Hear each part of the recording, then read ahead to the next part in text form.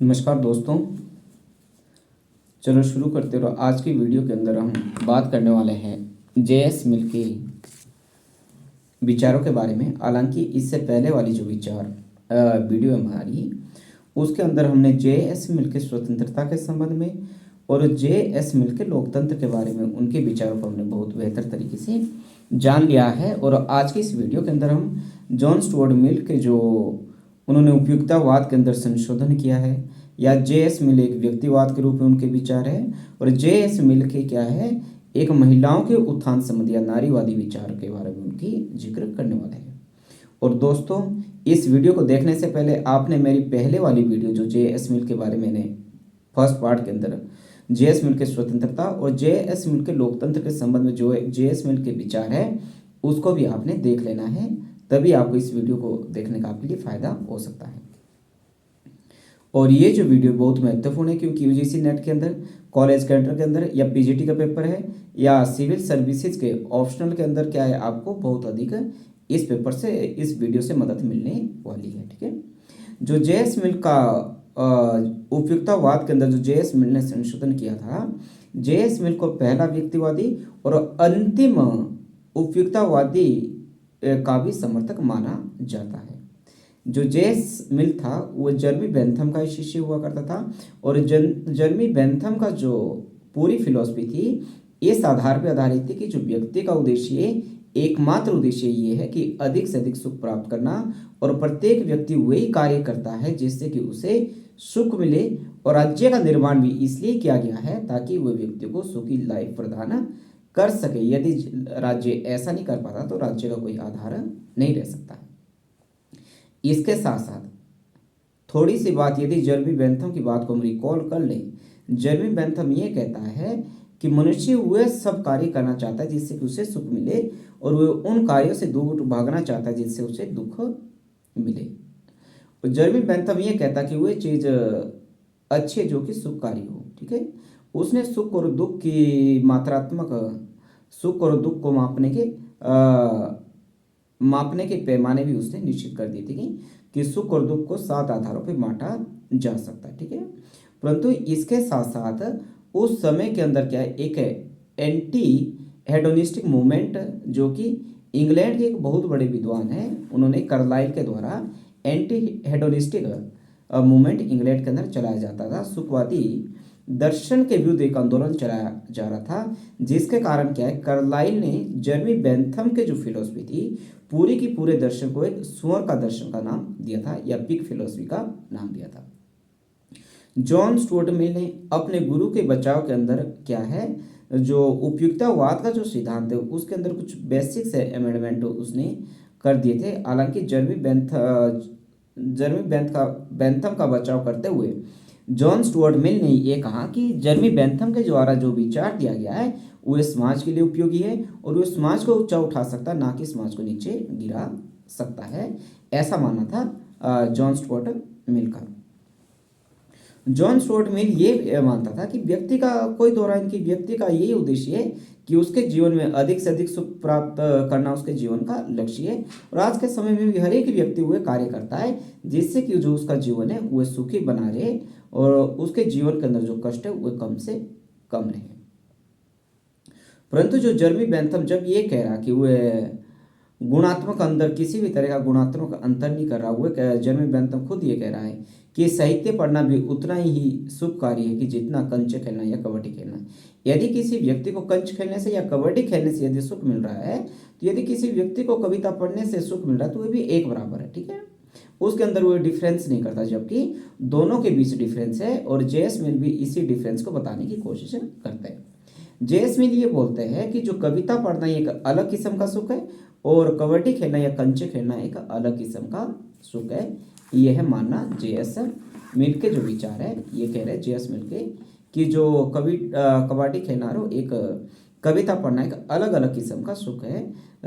कविता पढ़ने के लिए आपको बौद्धिक क्षमता की जरूरत पड़ती है, और कबड्डी खेलने के लिए एक फिजिकल क्षमता की जरूरत पड़ती है, जिसका कि उसने संशोधन कर दिया है।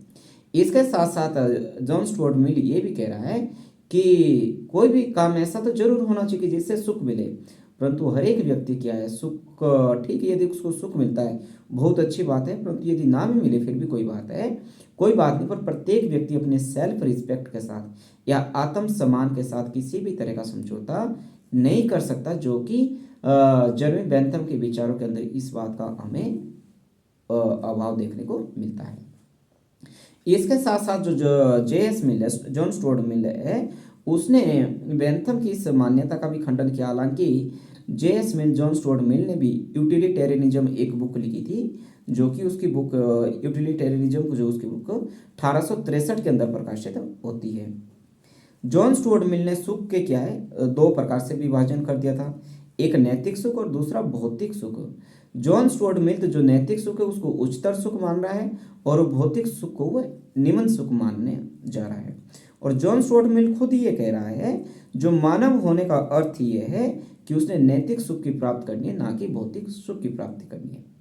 इसके संबंध में जॉन स्टुअर्ट मिल स्वयं ये कह रहा है कि असंतुष्ट सुकरात संतुष्ट मूर्ख से क्या है बेहतर है। ठीक है, ये जॉन स्टुअर्ट मिल की मान्यता है। जॉन स्टुअर्ट मिल ने सुख के बजाय क्या है जो स्वतंत्रता को है साध्य माना है, उसको महत्वपूर्ण माना है। ठीक है, मिल ने क्या है परंपरा, इतिहास, प्रकृति का विशेष ध्यान भी रखा है। ठीक है, जिसके कारण क्या है वेबर ने जे.एस. मिल को क्या है ऐतिहासिक सापेक्षवाद का भी दार्शनिक कहा है। ठीक है, अब बात कर लेते कि जेरमी बेंथम के विचारों जॉन स्टुअर्ट मिल के अंदर जो हमें एक व्यक्तिवाद देखने को मिलता है। जॉन स्टुअर्ट मिल के विचारों के अंदर हमें व्यक्तिवाद देखने को मिलता है, क्योंकि उन्हें व्यक्ति को बहुत अधिक महत्व दिया है। ठीक है, परंतु इसके साथ साथ क्या है जो जॉन स्टुअर्ट मिल के अंदर क्या हमें उदारवाद भी देखने को मिलता है, और उदारवाद के अंदर जो उन्होंने एक वेलफेयर स्टेट की तरफ, एक कल्याणकारी राज्य की जो संकल्पना है वह भी देखने को मिलती है। इसके बाद का उन्होंने 1868 के अंदर जो इनकी बुक पब्लिश हुई थी, जिस बुक का नाम था प्रिंसिपल्स ऑफ पॉलिटिकल इकोनॉमी, के अंदर हमें देखने को मिलता है, जिसके अंदर जॉन स्टुअर्ट मिल ये कह रहा है कि जो राज्य की अर्थव्यवस्था में राज्य को क्या है हस्तक्षेप करना चाहिए। इसके अंदर क्या है जॉन स्टुअर्ट मिल इस बात की खिलाफत कर रहा है कि जो राज्य का कार्य है वो पुलिस कार्य होना चाहिए, कि राज्य ने क्या है लेजी फेयर की पॉलिसी का वो के अगेंस्ट है। वे इस बात के समर्थक है राज्य ने आर्थिक क्षेत्र के अंदर हस्तक्षेप करना है, क्योंकि इसलिए हस्तक्षेप करना है क्योंकि विकास के मामले में सभी व्यक्तियों की जो गति है, जो चाल है, एक लाइन से शुरू नहीं होती। क्योंकि यदि आर्थिक संसाधनों की हम बात करें तो कुछ एक व्यक्तियों के पास आर्थिक संसाधनों की भरमार होती है, आर्थिक संसाधनों के ऊपर उनका दबदबा होता है, कब्जा होता है, कंट्रोल होता है, परंतु कुछ एक जिन व्यक्तियों का आर्थिक संसाधनों के ऊपर कंट्रोल नहीं होता है, ऐसे व्यक्तियों की क्या है मदद राज्य के द्वारा की जानी चाहिए। राज्य की संकल्पना के अंदर क्या कह रहे हैं राज्य की संकल्पना के अंदर जॉन स्टुअर्ट मिल का विचार है कि जो राज्य का निर्माण है एक यांत्रिक प्रकृति का वो बता रहे हैं। ठीक है, और जे.एस. मिल के अंदर क्या है समूहवाद के जो विचार है वे भी देखने को मिलते हैं। इसके साथ साथ क्या है जॉन स्टुअर्ट मिल के विचारों के अंदर क्या है इंग्लैंड के अंदर जो फेबियन समाजवाद था, उसका फेबियन समाजवादी भी जॉन स्टुअर्ट मिल के विचारों से क्या है वह प्रभावित है। जॉन स्टुअर्ट मिल ने क्या है नकारात्मक उदारवाद का क्या संशोधन किया है और सकारात्मक उदारवाद की तरफ वह आगे बढ़ने का काम कर रहे हैं, जब वे बात करें कि राज्य को क्या आर्थिक क्षेत्र के अंदर हस्तक्षेप करना चाहिए। इसके साथ साथ क्या है जॉन स्टुअर्ट मिल क्या है प्रगतिशील कर का भी क्या है सपोर्ट कर रहे हैं, उसका भी समर्थन हुए कर रहे हैं। ठीक है, और एक उनकी जो 1848 के अंदर जो बुक उन्होंने लिखी थी प्रिंसिपल्स ऑफ पॉलिटिकल इकोनॉमी के अंदर हुए प्रगतिशील कर का भी क्या कर रहे हैं समर्थन करने की बात कर रहे हैं। ठीक है, एक 1843 के अंदर जो जॉन स्टुअर्ट मिल की जो बुक पब्लिश हुई थी उस बुक का नाम था a system of logic ratiocinative and inductive नाम से उनकी बुक प्रसिद्ध हुई थी। अब बात कर लेते हैं महिलाओं के उत्थान के संबंध में जॉन स्टुअर्ट मिल के विचार। ठीक है, जॉन स्टुअर्ट मिल के जो महिलाओं के उत्थान के संबंधी उनके जो विचार है वो उनकी बुक जो 1869 के अंदर पब्लिश हुई थी, जिस बुक का नाम था द सब्जेक्शन ऑफ वुमेन। ठीक है, इस बुक के अंदर साथ में जो एक 1874 के अंदर जो दूसरी बुक उनकी पब्लिश हुई जिसका नाम था 3 एसेज ऑन रिलीजन के अंदर हमें देखने को मिलते हैं। इन बुक के अंदर जो जेएस मिल है महिलाओं के संपत्ति के अधिकार की भी क्या सपोर्ट कर रहे हैं, महिलाओं को वो इस बात की हिमायती है कि महिलाओं को रिप्रेजेंटेशनल डेमोक्रेसी के अंदर जगह मिलनी चाहिए, वह महिलाओं की बौद्धिक क्षमता को भी स्वीकार कर रहा है। इसके साथ साथ क्या है, महिलाओं को वोटिंग राइट्स मिलने चाहिए। इसके साथ साथ क्या है, वो ये बात करते हैं कि महिलाओं और पुरुष को यदि वे समान कार्य कर रहे हैं तो उनको समान वेतन भी मिलना चाहिए, ये बात कर रहे हैं। और लोकतंत्र के अंदर, डेमोक्रेसी के अंदर क्या है, पुरुषों के बराबर महिलाओं की भी समान रूप से भागीदारी होनी चाहिए, ये कह रहे हैं जॉन स्टुअर्ट मिल। जो आज की वीडियो के अंदर हमें कि किस तरह से उन्होंने उपयुक्ततावाद के संशोधन किया। जो जॉन स्टुअर्ट मिल है वो एक व्यक्तिवाद के रूप में उनके विचार, राज्य जो कल्याणकारी राज्य की उन्होंने बात की, सकारात्मक राज्य की बात की है, और महिलाओं के उत्थान के बारे में जो जॉन स्टुअर्ट मिल के विचार है। और जॉन स्टुअर्ट मिल को नारीवादी विचारक बनाने में जो उनकी पत्नी हैरियट टेलर का एक बहुत बड़ा योगदान रहा है। ठीक है, आपसे अपील है फिर से कि आप मेरे चैनल को लाइक करें, सब्सक्राइब करें और अपने दोस्तों के साथ शेयर जरूर करें। Thank you.